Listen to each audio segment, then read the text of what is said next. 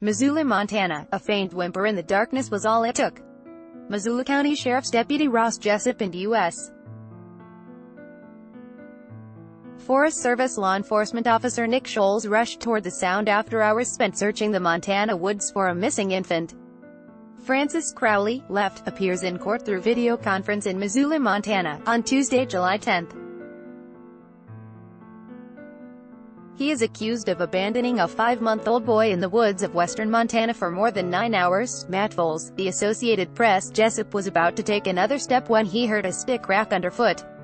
He looked down to find a cold, wet, soiled 5-month-old boy face down under a pile of debris. "I abandoned any police training or any chance of saving evidence there. I didn't care." Jessup, a father of 3, told reporters on Tuesday. "I scooped up the baby, made sure he was breathing. He had a sparkle in his eye. I warmed him up, gave him a couple of kisses and just held him." The baby, who had been abandoned for at least 9 hours before Jessup and Scholes found him at 2:30 a.m. Sunday, was cold, hungry and had scrapes and bruises, but was otherwise in good condition. They wrapped him in a coat and carried the boy out of the woods to safety. Article continued below. "It was the happiest 15 to 20 minutes of my career," Scholes said of the walkout. "I was just stunned. Walking into this situation, you were mentally prepared for the worst." The baby drank a whole bottle of Pedialyte in under a minute, then drank 2 more, said Missoula County Sheriff's Capt. Bill Burt. "The baby's tiny, dirty hand grasped Burt's finger with surprising strength, then he fell soundly asleep as hospital officials hooked him up to an IV," Burt said. The rescue that Sheriff T.J.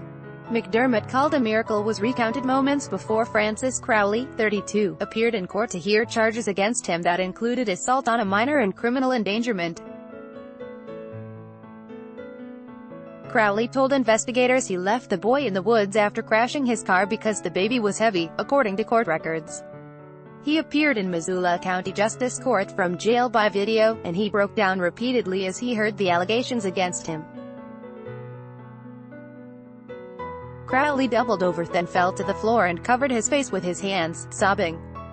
He exclaimed twice, "I love that effing kid," and implored the judge not to take him away. Public Defender Ted Fellman said Crowley had no money and was living near Lolo Hot Springs.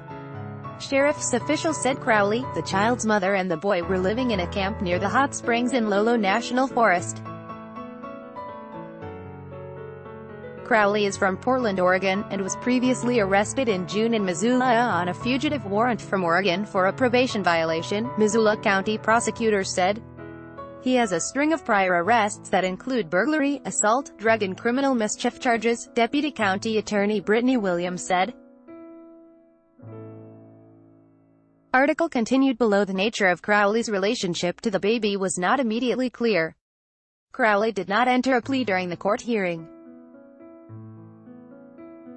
Judge Marie Anderson set bail at $200,000 U.S. and scheduled his next court date for July 25. Deputies were called to Lolo Hot Springs at 8 p.m.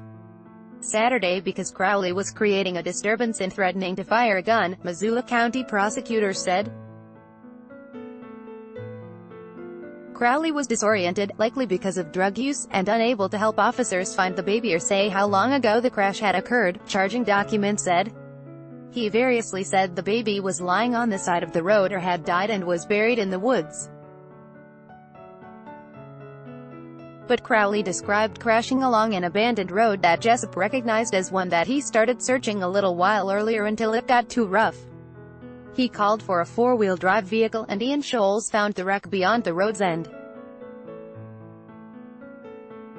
They followed a trail of items that included baby formula and a diaper bag before hearing the child. The baby was taken via ambulance to the hospital. On the way, the baby coughed up small sticks, the charging document said. He was treated for dehydration, lack of food and scratches, cuts and bruises and was placed in the custody of the Department of Public Health and Human Services.